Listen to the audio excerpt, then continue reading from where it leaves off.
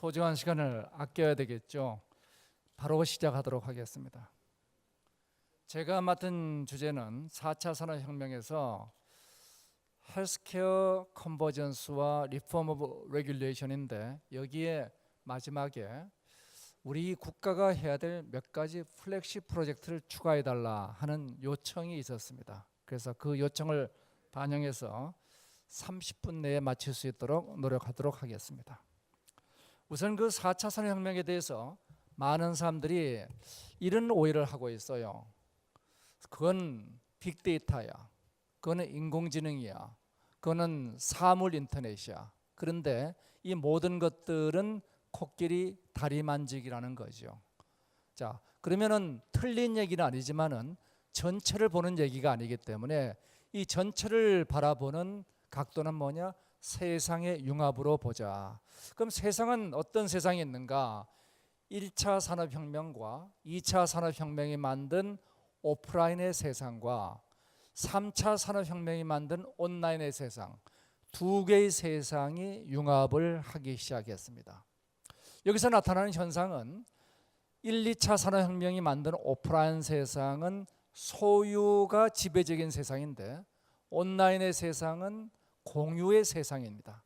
두 개의 세상이 융합하니까 어떤 일이 생기느냐? 여기서 갈등이 생깁니다. 대표적으로 우버는 한국에서 불법이지만은, 그런데 미국에서는 80 빌리언 달러의 값어치를 갖고 있는 거대 기업입니다.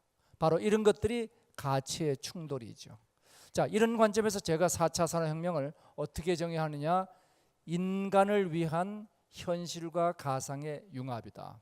이렇게 정의를 시작했습니다. 자, 이런 관점에서 우리가 어떻게 융합하는가 보면은, 현실과 가상의 인간을 중심으로 융합하려면은 맨 처음 단계에서는 현실에서 데이터를 수집을 해야 되겠죠. 그래서 이 데이터 수집하는 1단계의 사물 인터넷, 생체 인터넷 같은 기술들이 동원이 됩니다. 여기서 수집된 기술들은 이제 클라우드에 모여서 빅데이터를 만들게 되겠죠. 그러면은 이 빅데이터를 인공지능이 해석을 해서 예측과 맞춤이라는 4차 산업혁명의 가장 중요한 가치를 창출하게 됩니다.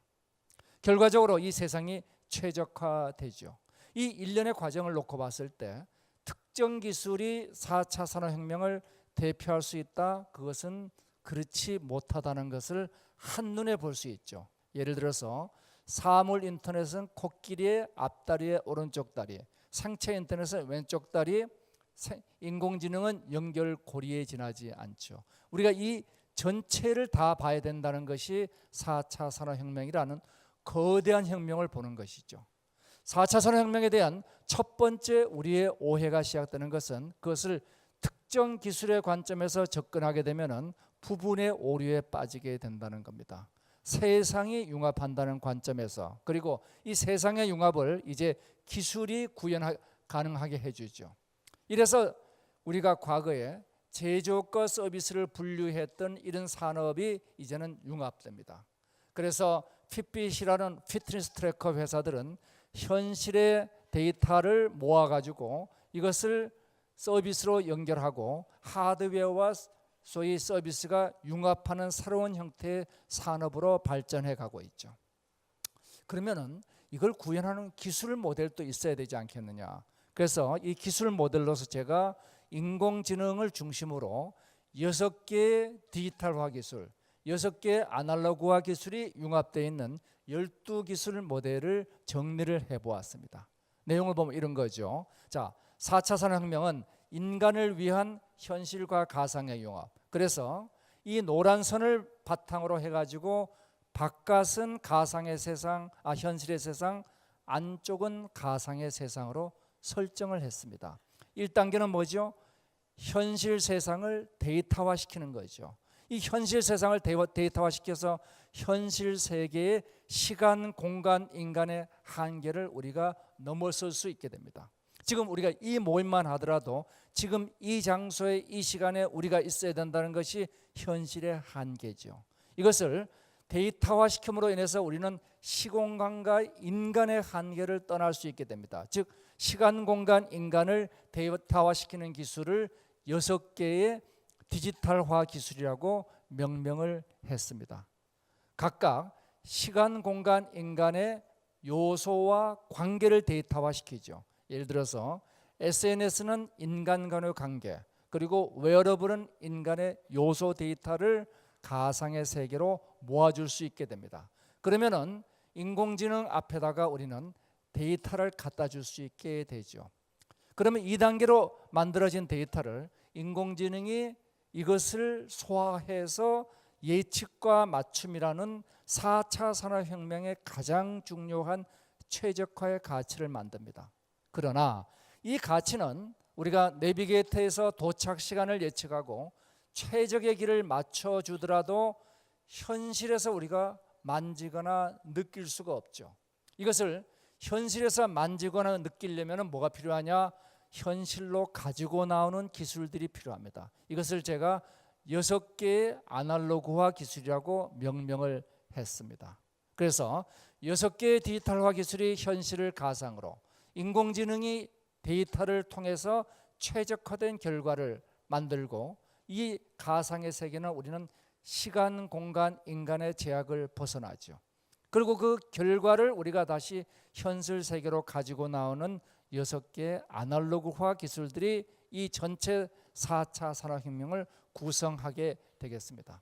이것을 다시 정리해 보면은 6개의 디지털화 기술, 6개의 아날로그화 기술들이 인공지능을 중심으로 순환하는 구조가 기술 구조가 되어 있습니다. 특정 기술 하나 가지고 우리가 전체를 볼 수는 없죠. 우리는 문제 해결을 위해서 이러한 기술들을 융합해서 활용하는 것이죠. 자, 그렇다면 이런 관점에서 레귤레이션을 어떻게 리폼할 것이냐 하는 문제를 보도록 하겠습니다. 현실과 가상 2개의 세상이 융합을 했습니다. 그래서 이 융합에서 우리는 뭘 할 것이냐? 특정 기술의 문제가 아니고 이제 주요 국가들의 4차 산업혁명은 현실과 가상의 융합을 통해서 사회의 문제를 해결하는 거죠. 에너지 문제를 해결하고 노령화 문제를 해결하고 그리고 헬스케어 문제를 해결하는 거죠. 자, 이러한 문제 해결을 하는 데 있어서 과거 대한민국의 발전 전략은 1기술 1산업 전략이었습니다. 그래서 그 기술을, 특정 기술을 지원하는 정책과 부서가 있었죠.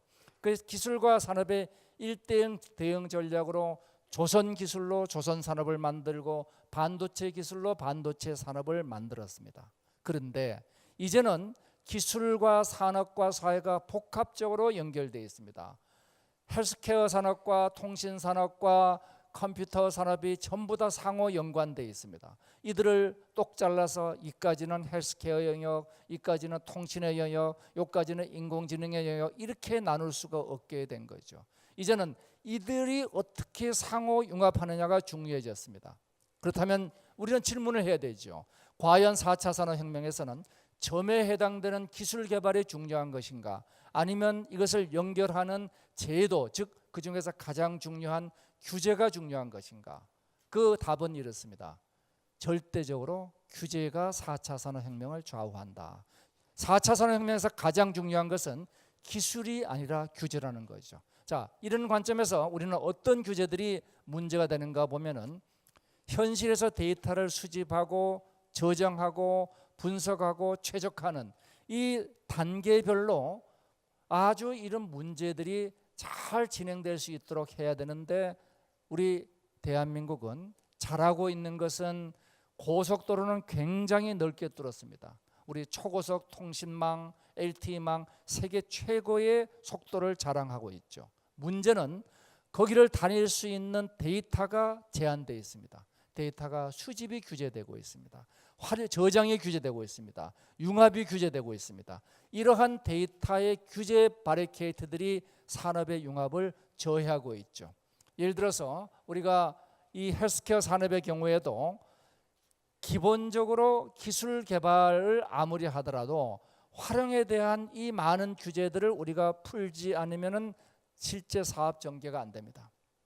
그 중에서 가장 중요한 규제 문제는 무엇인가? 그것은 과거 대한민국이 3차 산업혁명을 성공시킨 서버 기반의 인터넷에 우리는 머물러 있다는 겁니다. 3차 산업혁명은 소프트웨어 중심이고 서버 중심으로 구성이 되어 있습니다. 4차 산업혁명은 클라우드 중심이고 하드웨어와 소프트웨어가 결합되어 있죠. 두 개가 완전히 다른 산업혁명인데 대한민국은 3차 산업혁명을 앞선 데 비해서 4차 산업혁명은 규제로 인해서 우리가 뒤처지고 있습니다. 그 구체적인 문제를 보면은 작년 말 기준에 전 세계 OECD 국가들의 인터넷 트래픽에 차지하는 비중을 서버 트래픽과 클라우드 트래픽을 분류해 보면은 클라우드 기반의 트래픽이 86%에 달하고 있습니다. 그렇다면 한국은 얼마나 될까요? 한국은 놀랍게도 1.4%라는 세계 최저의 수치를 보여주고 있습니다. 우리는 모든 클라우드 활용이 대부분 규제되고 있습니다. 그나마 규제를 하고 있던 금융, 교육, 지리정보, 의료 중에서도 이 헬스케어에 관한 데이터 규제는 조금 금년에 풀렸습니다. 다른 분야는 여전히 꽉꽉 규제가 되고 있습니다. 이래서 클라우드의 데이터가 없으니까 저 데이터를 먹고 자랄 수 있는 인공지능 산업들이 전부 다 말라 죽어 들어갑니다. 이래서 대한민국에 작년에 알파고 와서 얼만큼 큰 쇼크를 줬는데 실제 1년 4개월이 지났는데 우리는 무엇을 했는가? 왜 기업들은 못하고 있는가? 물어보면은 거기에 활용할 퍼블릭 데이터도 없고 프라이빗 데이터도 없고 그리고 결국 클라우드의 데이터가 없으니까 많은 기업들이 한국을 떠나고 있죠. 정부가 할 일은 이러한 제도의 문제를 푸는 겁니다. 그래서 정부는 레귤레이션과 스탠다드를 그리고 이 인더스트리는 테크놀로지와 마켓을 풀어나가야 되는데 우리는 이 역할이 많은 경우에 이 경도가 되어 있는 경향들이 있죠. 그리고 이들이 합쳐서 문제를 풀어야 할 것이 사회의 문제는 테스트베드의 역할이 대단히 중요하죠. 자, 이래서 우리는 이 4차 산업혁명을 이끌어가는 현실과 가상의 융합, 이 12기술의 융합을 촉진할 수 있는 레귤레이션의 리폼이 대단히 중요하고 아무리 강조해도 지나치지 않다는 말씀을 드리겠습니다. 그렇다면 우리는 무엇을 해야 될 것이냐? 당장 4차 산업혁명의 문을 열고 들어가기 위해서는 이 세 가지는 우리가 지금 당장 해야 될 문제들이죠. 첫 번째 문제는 개인정보의 활용 없이는 4차 산업혁명은 불가능합니다. 그렇지만 개인정보는 또 보호가 돼야 됩니다. 개인정보의 활용과 보호의 균형을 어떻게 맞춰갈 것이냐, 이것이 첫 번째 중요한 관문입니다. 특히 우리가 비식별화 정보에 대한 4가지 상이한 법률 문제는 반드시 고쳐야 되죠. 두 번째 문제는 퍼블릭 데이터가 영국은 94%가 개방되어 있습니다. 우리는 정책 결정 과정의 데이터는 개방 안 된다고 봐야 됩니다. 정책 개방성 월드 이코노미 포럼이 발표하는 자료는 131위가 대한민국의 정책 개방성입니다. 이래서 우리가 퍼블릭 데이터를 우리가 정부 3.0을 통해서 개방한다 그랬지만 대단히 개방이 약하죠. 마지막으로는 지금 OECD 국가들이 금년에 다 90%가 평균 넘어가는 클라우드 트래픽을 우리도 3년 내에는 50%를 넘어가 줘야 되겠다. 이것이 없이는 우리 대한민국이 3차 산업혁명의 리딩 컨트리였던 대한민국이 이제 4차 산업혁명에서는 후발국으로 떨어질 수밖에 없을 것이다. 자, 이런 각도에서 우리 헬스케어 컨버전스 문제를 다시 보면은 모든 우리가 데이터란 것은 이 연결을 통해서 만들어지고 이들이 소위 자기 조직화되면서 지식으로 소위 지능으로 바뀌게 되죠. 그래서 이러한 연결 과정과 커넥티비티와 인텔리전스가 각각 인포메이션과 밸류를 만들면서 우리가 일상의 의사결정을 해나가고 있습니다. 이것은 의료도 예외가 아니죠. 의료 산업에서도 똑같이 어떻게 우리가 접근성을 확보하고 그리고 전문성을 확보할 것이냐. 접근성을 뒷받침한 것이 인터넷, 그리고 전문성을 우리가 도와주는 것이 인공지능. 이 두 사이를 연결하는 것이 데이터가 되죠. 예를 들어서 알리바바가 중국 인민들의 모든 트랜잭션, 송금을 처리하기 시작하다가 알리페이로 그로부터 얻어지는 데이터가 축적되면서 개개인의 신용정보를 파악할 수 있게 되고 그로부터 전 국민에 대한 대출 서비스를 가장 빠른 속도로 디폴트를 절반으로 줄이고 할 수 있게 되는 것들이 데이터가 모여서 지능화되는 과정들입니다. 자, 그렇다면은 이러한 과정에서 우리 헬스케어를 놓고 보면은 커넥티비티와 인텔리전스와 그리고 우리 비즈니스 도메인 이런 3개의 축으로 우리가 전체 사업을 볼 수가 있을 겁니다. 자, 이런 사업 속에서 아까 말씀드린 현실에서 데이터를 수집하고 그리고 수집한 데이터를 클라우드에 빅데이터를 만들고 이것을 최적화하는 일련의 과정에 우리가 도입할 내용들은 이 내용들이 도입이 돼야 되겠죠. 이를 통해서 인간 자체가 이제는 현실과 가상이 1:1 대응되는 평행 인간으로 재구성할 수 있게 되고 이를 통해서 우리는 수많은 증강현실을 만들 수가 있죠. 병원들도 이제 현실의 병원과 가상의 병원이 1:1 대응되게 되죠. 자, 이렇게 해서 우리는 수많은 헬스케어 산업이 이젠 현실과 가상의 융합함으로써 미래를 예측할 수 있게 되고 개인의 최적화된 헬스케어 서비스를 제공할 수 있게 된다. 자, 이런 관점에서 이제 인공지능이 제공하고 있는 몇 가지 사례들을 보면은 가장 쉬운 것이 말을 알아듣는 거죠. 이제 말을 알아듣는 인공지능의 서비스들이 헬스타입이나 웹MD가 인공지능으로 보이스 레코그니션을 통해서 원격 서비스를 하고 있습니다. 더 나아가서 과거에 우리가 단순히 원격에서 이미지를 보는 단계를 떠나가지고 이제 스킨 비전 같은 경우는 아시는 것처럼 원격에서 데이터를 인공지능이 보고 예측을 해주는 서비스까지 들어가고 있죠. 자, 더 나가서 이제 세컨드 오피니언을 주고 있고 이러한 일들이 그러면은 과연 양극화를 촉진하느냐 민주화를 촉진하느냐. 예를 들어서 IBM 왓슨이 우리 한국에도 몇 개 병원에 들어와 있습니다만은 아프리카의 왓슨 프로젝트가 이것이 의료의 양극화냐 아니면 민주화냐, 이것은 분명한 민주화의 과정이라고 볼 수 있죠. 전문직의 양극화 그리고 대중의 민주화, 이것이 나가는 일입니다. 국내 대한민국 기업들도 몇 가지 소개해드리면 후인으로는 혈압 측정을 인공지능화하는 회사, 한국의 규제 때문에 미국으로 이동했습니다. 그리고 요 뷰너는 심방 세동 문제에서 하트 어택을 10분 전에 측정할 수 있는 서비스. 이건 저희들이 했던 겁니다. 우리가 해외 폐결핵 진단을 보조해 주기 위해서 디지털 엑스레이를 원조해 줬더니 그걸 판독할 의사가 없다 그래서 그 판독을 인공지능이 할 수 있는 인공지능 폐결핵 진단 시스템을 만들었는데 정확도 특이도 대략 한 93% 정도 나오고 있습니다. 자, 그러면 이런 전체적인 일을 할 국가의 전략은 무엇일까? WHO가 헬스 시스템 빌딩 블록으로 내놓은 것들이 거버넌스 문제, 서비스 딜리버리, 워크포스, HIS 그리고 테크놀로지를 얘기했습니다. 이 테크놀로지를 제가 오늘은 두 개 더 나눴습니다. 메디슨과 이퀴먼트로 나눠가지고 각각에 대해서 요 축은 레거시 데이터입니다. 과거에 우리의 문서로 되어 있는 데이터로 서비스되고 있는 것들. 이것이 연결된 데이터. 그래서 소위 인터넷과 같은 연결을 통해 가지고 서비스할 수 있는 사례들. 그리고 이것은 빅데이터를 통해서 통계적 서비스를 할 수 있는 사례들. 그리고 마지막으로 인공지능이 이것을 예측과 맞춤을 통해서 서비스할 수 있는 사례들을 제시를 하고 있습니다. 이와 같은 사례들이 이제는 체계적으로 발전돼 가고 있죠.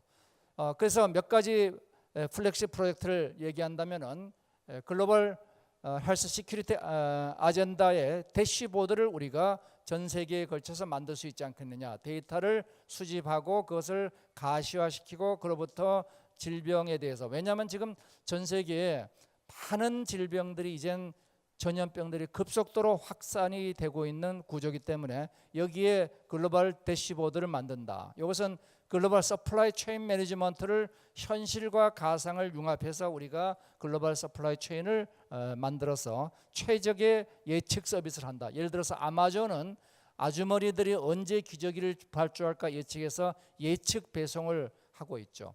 이것은 인공지능으로 우리가 원격에서 데이터를 받아서 세컨 오피니언을 컨설팅 서비스 하는 것들을 제공해보자.